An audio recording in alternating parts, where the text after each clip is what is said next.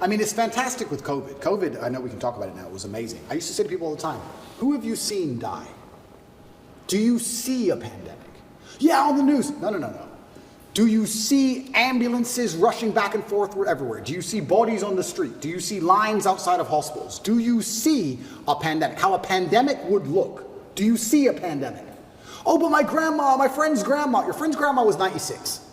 Okay, so I'm not saying it's not sad, I'm saying she was 96. Do you see a pandemic? No, you don't.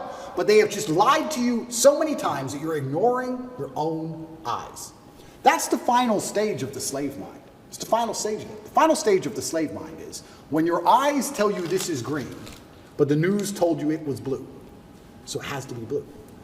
And the people who are in charge of the world, they think generationally. They have time. Right now it's a joke. 200 years from now it won't be a joke. 200 years from now it'll all be fucking standard operating protocol. The grandchildren, the people who are in charge now, that's what they want. They'll pull it off in the end. Slow, incremental damage. Certainly, I'd like to believe that the tide is shifting and we're starting to get some degree of victory against the Matrix as a whole. I do believe that the public sentiment is shifting. However, the fight is long and it's very, very difficult because I agree with what you're saying. Only a year ago, I would argue it completely and say it's basically over. I'm actually very impressed with the ground we've taken back with common sense. But these people operate so slowly. It's generational, these attacks. The attacks we're suffering now were started in the 70s and 80s. They take it over time.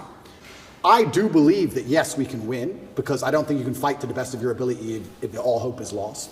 I do believe we're winning and taking ground back, absolutely. And I believe that we're doing that by purely telling the truth. What our eyes see is what's real. And we're doing it in the name of God, because you're saying Armenians are strictly religious. I think God and religion is one of the best ways you can combat these things. However, the fight is never ending.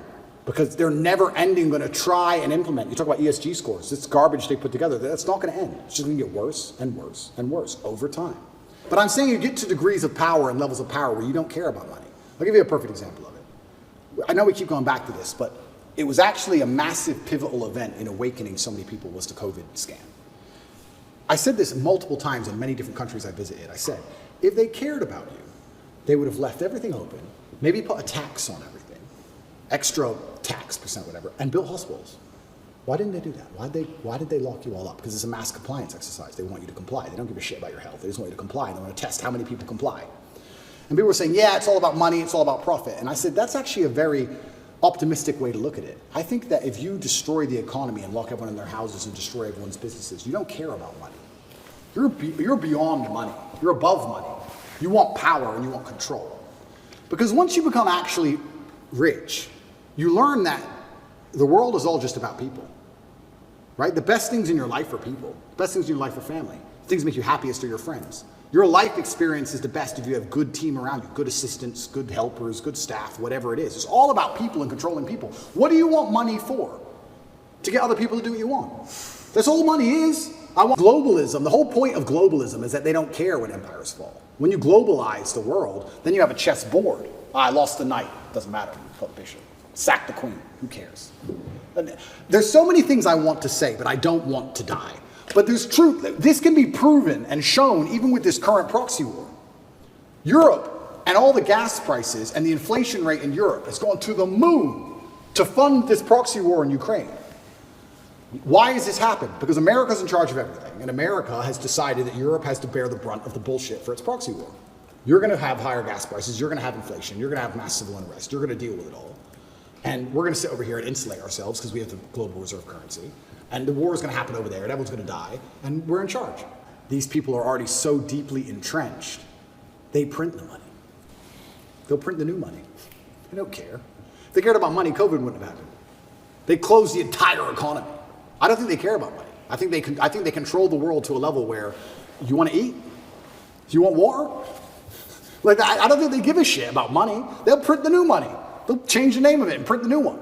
At a certain level of power, I think they're so above and beyond all of our concepts of how the world works that they don't have any interest in any of it. I don't think they give a shit. I think if you were to go to these people, whoever they are, and say, we're going to take your money away, they would just laugh at you. You think you can take my money? You think you understand money? You think you're going to damage the stock market? You think I give a shit about share price? I think there's a level beyond all of this. And they're the ones who truly are running things, and they truly have no influence.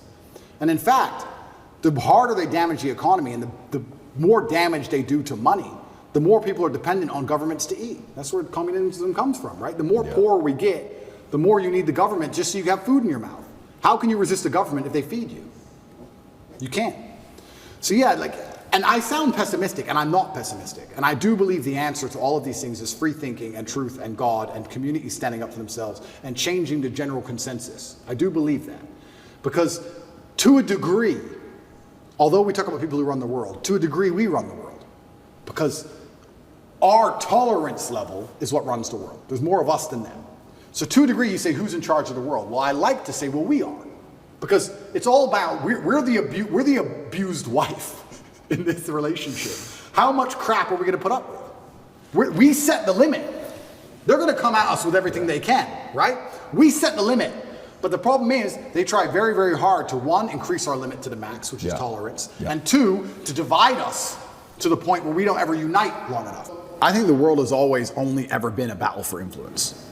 Even if you look at the current battlefield, Ukraine is next door, it's 5 hours drive away.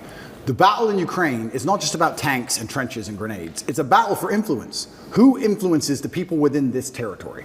Who is in charge of the thinking, the language, the mindset of people within this geographical area? Every single battle, every single pitched battle, every single argument, every single debate has always been a battle for influence. If you have influence, you're an extremely powerful person. All of us here are some of the most powerful people in the world. How many millions of people listen to us? We have massive influence. And I think you can have influence at the ground level. You don't have to be a famous podcaster or famously well-known to have influence. I believe if you go through life and you're genuinely a good person, you try your best to be good to people, and you're honest, and you shake hands, and you don't lie, and you're on time, and you work hard, and you're good to everyone who's good to you, I think you'll have a massive influence. And I also believe, I truly believe that God is extremely giving. There's the saying, goes around, comes around. Completely true. But I would say it comes from God. God is keeping an eye on you, and he's paying attention to you, and he knows the kind of person you are and the kind of things you do. And I don't believe if you're actually genuinely a good person all of the time, that you're not going to get some goodwill back to you.